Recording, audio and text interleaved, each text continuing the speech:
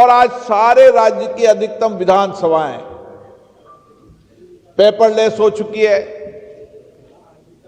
अधिकतर राज्य की विधानसभाओं ने अपनी पुरानी डिबेट, चर्चा, संवाद, कानून, प्रदेश देश के मुद्दों को डिजिटाइजेशन कर दिया है। और कुछ बचा है तो आने वाले समय के अंदर हमारा प्रयास है कि 2026 तक हम सारे राज्य विधानसभाओं की कार्रवाई को डिजिटाइजेशन कर कर एक प्लेटफॉर्म पर लाएंगे, ताकि जब कभी आपको किसी भी कानून पर चर्चा करनी हो तो प्रदेश में उस कानून पर कब चर्चा हुई थी,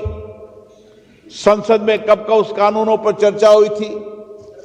किस तरीके से हमारे जनप्रतिनिधियों पर उस पर चर्चा की थी, संवाद किया था, कैसे तर्कों से अपनी बात रखी थी, तो सारा का सारा रिसर्च आपको एक प्लेटफॉर्म पर मिलेगा, ताकि आने वाले समय के अंदर हमारे विधायकों की क्षमता बढ़ सके और वह विधानसभाओं के अंदर सटीक और तर्कपूर्ण चर्चा कर सके। और किसी भी सभागृह की सामर्थ्य और ताकत उसका जनप्रतिनिधि होता है। सभागृह के अंदर कितने भी बेहतर कानून बना दो, नियम बना दो, संविधान हो, लेकिन उसकी पालना करने वाला जनप्रतिनिधि कैसा है,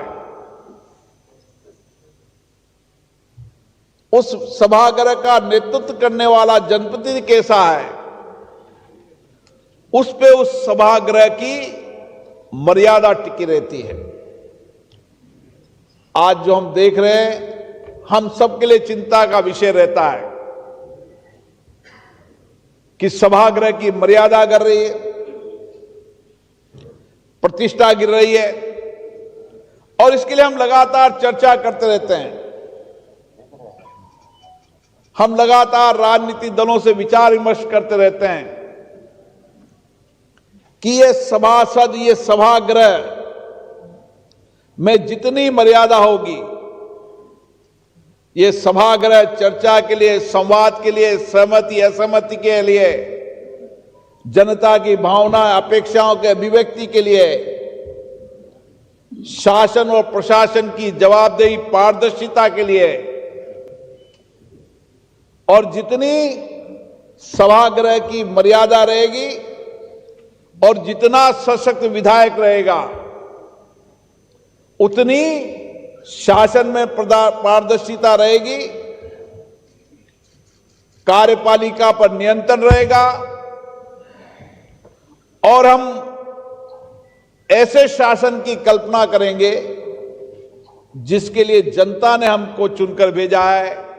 कि शासन में पारदर्शिता हो, प्रशासन में जवाबदेही हो, और समाज के अंतिम व्यक्ति की आवाज भी सदन के माध्यम से सरकार तक पहुंचे और उसको न्याय मिले।